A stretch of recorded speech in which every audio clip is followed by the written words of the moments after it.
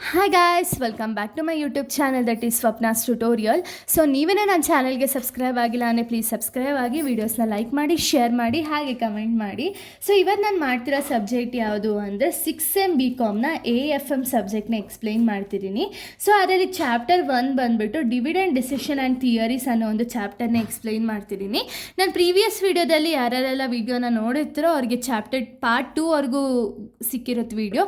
ಈ ಒಂದು ವೀಡಿಯೋ ಬಂದುಬಿಟ್ಟು ಪಾರ್ಟ್ 3 ವಿಡಿಯೋ ಆಗಿರುತ್ತೆ. ಸೊ ಇಲ್ಲಿ ಪಾರ್ಟ್ 3ಅಲ್ಲಿ ನಿಮಗೆ ವಾಲ್ಟರ್ಸ್ ಮಾಡೆಲ್ದೆ ಸೆಕೆಂಡ್ ಪ್ರಾಬ್ಲಮ್ನ ನಾನು ಇಲ್ಲಿ ಎಕ್ಸ್ಪ್ಲೈನ್ ಮಾಡ್ತಿದ್ದೀನಿ. ಸೊ ನಾನು ಆ ಒಂದು ಪ್ರಾಬ್ಲಮಲ್ಲಿ ಏನು ಮಾಡಿದ್ದೆ ಅಂದರೆ KE ಆಗಿರ್ಬೋದು ಆ್ಯಂಡ್ EPS ಆಗಿರ್ಬೋದು, ಅಂದರೆ ಅರ್ನಿಂಗ್ ಪರ್ ಶೇರ್ ಆಗಿರ್ಬೋದು, ಎಲ್ಲದಕ್ಕೂ ಸೇಮೇ ಇತ್ತು.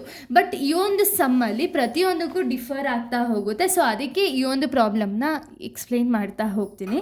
ಸೊ ಇಲ್ಲಿ ನೀವು ಪ್ರಾಬ್ಲಮ್ನ ನೋಡೋದಾದರೆ ನಿಮ್ಗೆ ಇಲ್ಲಿ ಏನು ಕೊಟ್ಟಿಲ್ಲ, ಡೈರೆಕ್ಟಾಗಿ ಅರ್ನಿಂಗ್ಸ್ ಎಷ್ಟಿದೆ, ಆರ್ ಎಷ್ಟಿದೆ ಆ್ಯಂಡ್ KE ಎಷ್ಟಿದೆ ಅಂತ ಹೇಳಿ ಕೊಟ್ಟಿದ್ದಾರೆ.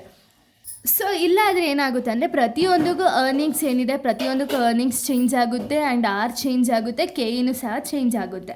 ಓಕೆನಾ? ಸೊ ಇಲ್ಲಿ ನಮಗೆ ಕೊಟ್ಟಿರೋದು ಯಾವುದ್ಯಾವುದು ಅಂದರೆ 3 ಕಂಪ್ನೀಸ್ ಕೊಟ್ಟಿದ್ದಾರೆ. ಒಂದು ರಾಜಾ ಲಿಮಿಟೆಡ್, ಇನ್ನೊಂದು ರವಿ ಲಿಮಿಟೆಡ್, ಇನ್ನೊಂದು ರಾಕೆಟ್ ಲಿಮಿಟೆಡ್ ಅಂತ ಹೇಳಿ 3 ಕಂಪ್ನೀಸ್ ನಮಗೆ ಕೊಟ್ಟಿದ್ದಾರೆ. ಸೊ 3 ಕಂಪ್ನೀಸಲ್ಲೂ ನಿಮಗೆ ಅರ್ನಿಂಗ್ಸ್ ಕೊಟ್ಟಿದ್ದಾರೆ, ರೇಷಿಯೋ ಕೊಟ್ಟಿದ್ದಾರೆ, KE ಕೊಟ್ಟಿದ್ದಾರೆ. ಪೇಔಟ್ ಪರ್ಸೆಂಟೇಜ್ ಬರೀ ಒಂದೇ ಕೊಟ್ಟಿರೋದು ಯಾವುದು ಅಂದರೆ 50%.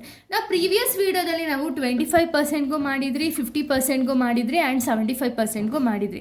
ಬಟ್ ಈ ಒಂದು ವಿಡಿಯೋದಲ್ಲಿ ನೀವು ನೋಡೋದಾದರೆ ಒಂದೇ ಸತಿ ನೀವು ಮಾಡಬೇಕಷ್ಟೇ. ರಾಜಾ ಲಿಮಿಟೆಡ್ನು 50% ಪೇಔಟ್ ರೇಷಿಯೋ ಇದ್ದಾಗ ಏನು ಆನ್ಸರ್ ಸಿಗುತ್ತೆ, ರವಿ ಲಿಮಿಟೆಡು 50% ಪೇಔಟ್ ಇದ್ದಾಗ ಏನು ಆನ್ಸರ್ ಸಿಗುತ್ತೆ, ಆ್ಯಂಡ್ ರಾಕೆಟ್ ಲಿಮಿಟೆಡ್ದು 50% ಇದ್ದಾಗ ಏನು ಆನ್ಸರ್ ಸಿಗುತ್ತೆ, ಇಷ್ಟೇ ನೀವು ಕ್ಯಾಲ್ಕುಲೇಟ್ ಮಾಡಬೇಕು. ಓಕೆನಾ?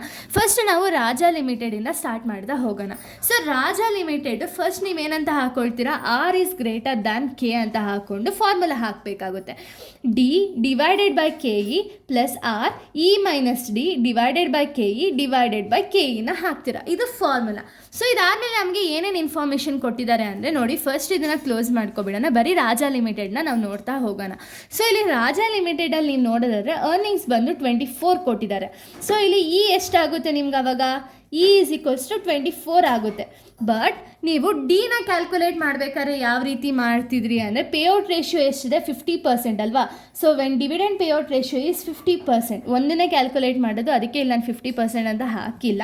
ಬಟ್ ನೋಡಿ ಇಲ್ಲಿ ಡಿನ ಯಾವ ರೀತಿ ಕ್ಯಾಲ್ಕುಲೇಟ್ ಮಾಡೋದು ಅಂದರೆ ಅರ್ನಿಂಗ್ಸ್ ಎಷ್ಟಿದೆ 24 ಇಂಟು ಡಿವಿಡೆಂಡ್ ಪೇಔಟ್ ರೇಷಿಯೋ ಎಷ್ಟಿದೆ 50%ನ ಮಾಡಿದಾಗ ನಿಮಗೆ 12% ಸಿಗುತ್ತೆ.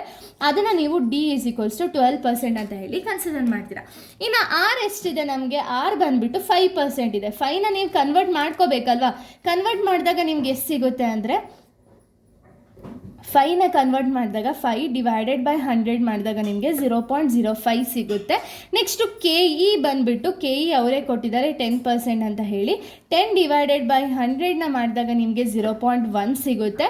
ಅದನ್ನು KE ಅಂತ ಹೇಳಿ ಕನ್ಸಿಡರ್ ಮಾಡ್ತೀರಾ. ಡಿವಿಡೆಂಡ್ ಪೇಔಟ್ ರೇಷಿಯೋ ಬಂದುಬಿಟ್ಟು 50%. ಇಷ್ಟು ನಮಗೆ ಬೇಕಾಗಿರೋ ಡೀಟೇಲ್ಸ್ ಅಲ್ವಾ. ಇಷ್ಟು ಡೀಟೇಲ್ಸು ನೀವು ಫಾರ್ಮುಲಾದಲ್ಲಿ ಅಪ್ಲೈ ಮಾಡಬೇಕಾಗುತ್ತೆ ಅಷ್ಟೇ. ಓಕೆನಾ? ಸೊ ನೋಡಿ, ಇಲ್ಲಿ ಫಾರ್ಮುಲಾದಲ್ಲಿ ಅಪ್ಲೈ ಮಾಡಿದಾಗ D divided by KE plus R E minus D divided by KE divided by Kನ ಮಾಡಬೇಕು.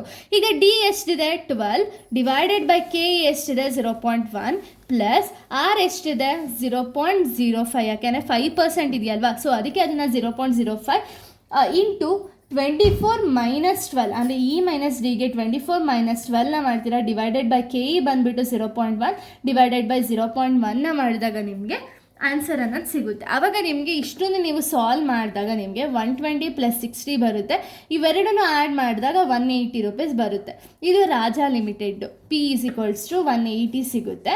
ನೆಕ್ಸ್ಟ್ ಇದೇ ರೀತಿ ನೀವು ರವಿ ಲಿಮಿಟೆಡ್ಗೂ ಮಾಡಬೇಕಾಗುತ್ತೆ. ಸೊ ರವಿ ಲಿಮಿಟೆಡ್ನ ಮಾತ್ರ ನೀವು ನೋಡೋದಾದರೆ ನಮ್ಮದು ಫಾರ್ಮುಲಾ ಏನಿದೆ, P is equals to D divided by KE plus R E minus D divided by KE divided by KE ಇದೆಯಲ್ವಾ. ಸೊ ಇದನ್ನು ನಾವು ಫಾರ್ಮುಲಾದಲ್ಲಿ ಅಪ್ಲೈ ಮಾಡ್ತಾ ಹೋಗೋಣ ಆನ್ಸರ್ಸ್ನ. ಈಗ ಎಷ್ಟಿದೆ ಇವಾಗ ರಾಜಾ ಲಿಮಿಟೆಡ್ದು ನಮ್ಮದು ಆಲ್ರೆಡಿ ಸಾಲ್ವ್ ಆಗಿದೆ. ಸೊ ರಾಜಾ ಲಿಮಿಟೆಡ್ ಸಾಲ್ವ್ ಆದಮೇಲೆ ನೆಕ್ಸ್ಟ್ ಇರೋದು ಯಾವುದು, ರವಿ ಲಿಮಿಟೆಡ್. ಸೊ ರವಿ ಲಿಮಿಟೆಡ್ದು ಎಷ್ಟಿದೆ 24 ಇದೆ. ಸೊ ಈಸ್ ಈಕ್ವಲ್ಸ್ ಟು 24 ಡಿನ ಕ್ಯಾಲ್ಕುಲೇಟ್ ಮಾಡಬೇಕು ಅಂದರೆ ಇಲ್ಲಿ ಡಿವಿಡೆಂಡ್ ಪೇಔಟ್ ರೇಷಿಯೋ ಎಷ್ಟಿದೆ 50%, ಎಲ್ಲದಕ್ಕೂ 50% ಇರೋದು. ಸೊ ಅದಕ್ಕೆ 24 ಇಂಟು 50% ಮಾಡಿದಾಗ ಡಿ ಈಸ್ ಈಕ್ವಲ್ಸ್ ಟು 12 ಸಿಗುತ್ತೆ. ಆರ್ ಎಷ್ಟಿದೆ ಅಂದರೆ ರವಿ ಲಿಮಿಟೆಡ್ದು 10%, 10%ನ ನೀವು ಕ್ಯಾಲ್ಕುಲೇಟ್ ಮಾಡಿದಾಗ 0.1 ಸಿಗುತ್ತೆ.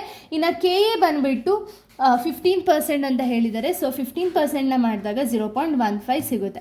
ಇದನ್ನು ಈ ಫಾರ್ಮುಲಾದಲ್ಲಿ ನೀವು ಅಪ್ಲೈ ಮಾಡ್ಕೋಬೇಕಾಗುತ್ತೆ. ಡಿ ಎಷ್ಟಿದೆ, ಡಿ ಬಂದುಬಿಟ್ಟು 12 ಡಿವೈಡೆಡ್ ಬೈ ಕೆ ಇ ಬಂದುಬಿಟ್ಟು 0.15 plus R is equals to 0.1 into 24 minus 12 divided by K ಇಗೆ 0.15 ಡಿವೈಡೆಡ್ ಬೈ 0.15 ಮಾಡಿದಾಗ ನಿಮಗೆ 80 ಪ್ಲಸ್ 53.33 ಸಿಗುತ್ತೆ. ಇನ್ನು final P is equals to 133.33 P ಅನ್ನೋದು ಸಿಗುತ್ತೆ. ಇದು ಯಾವಾಗ when R is lesser than K ಇದ್ದಾಗ ನಿಮಗೆ ಈ ಒಂದು ಆನ್ಸರ್ ಅನ್ನೋದು ಸಿಗುತ್ತೆ.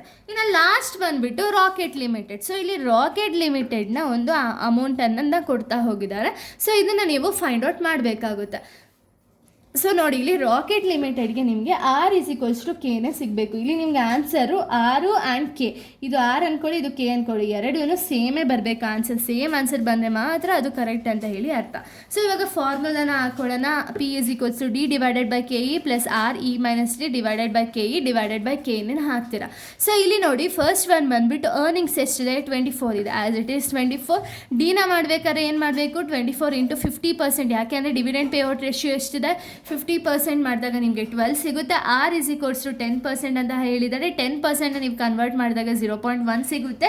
ಕೆ ಬಂದುಬಿಟ್ಟು 10% ಅಂತ ಹೇಳಿದರೆ 10% ನೀವು ಕನ್ವರ್ಟ್ ಮಾಡಿದಾಗ 0.1 ಸಿಗುತ್ತೆ.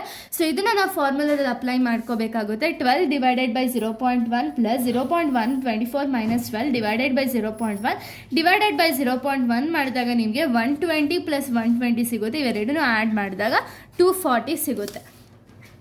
ಸೊ ನೋಡಿ, ಇಷ್ಟು ಕೂಡ ಈ ಒಂದು ಪ್ರಾಬ್ಲಮ್ ಆಗಿದೆ. ವಾಲ್ಟರ್ಸ್ ಮಾಡೆಲ್ನ ನಾನು ಈ ಒಂದು ವಿಡಿಯೋದಲ್ಲಿ ಕಂಪ್ಲೀಟ್ ಮಾಡ್ತೀನಿ. ಸೊ ನೆಕ್ಸ್ಟ್ ವಿಡಿಯೋದಲ್ಲಿ ನಾನು ಗಾರ್ಡನ್ಸ್ ಮಾಡೆಲ್ನ ಎಕ್ಸ್ಪ್ಲೇನ್ ಮಾಡ್ತೀನಿ. ಸೊ ಇಲ್ಲಿ ನಿಮಗೆ ವಾಲ್ಟರ್ಸ್ ಮಾಡೆಲಲ್ಲಿ ನಿಮ್ಗೆ ಯಾವುದೇ ಒಂದು ಕ್ವಶನ್ ಕೊಡಲಿ, ಇಟ್ ಮೇ ಬಿ ಈ ಥರನೂ ಕೊಡಲಿ, ಇಲ್ಲ ಬೇರೆ ಯಾವ ರೀತಿಯಾದ್ರು ಕೊಟ್ಟರು ಸಹ ಇದೇ ಫಾರ್ಮುಲಾನ ಅಪ್ಲೈ ಮಾಡ್ತೀರಾ, ಇದೇ ಫಾರ್ಮುಲಾ ಬೇಸಿಸ್ ಮೇಲೆ ಪ್ರಾಬ್ಲಮನ್ನು ಸಾಲ್ವ್ ಮಾಡ್ತಾ ಹೋಗ್ತೀರಾ. ಓಕೆನಾ? ಇಷ್ಟಕ್ಕೆ ಈ ಒಂದು ವಾಲ್ಟರ್ಸ್ ಮಾಡೆಲ್ ಅನ್ನೋದು ಕಂಪ್ಲೀಟ್ ಆಗುತ್ತೆ. ನೆಕ್ಸ್ಟ್ ವಿಡಿಯೋದಲ್ಲಿ ನಾನು ಗಾರ್ಡನ್ಸ್ ಮಾಡೆಲ್ನ ಎಕ್ಸ್ಪ್ಲೇನ್ ಮಾಡ್ತೀನಿ. So thank you guys, thanks for watching.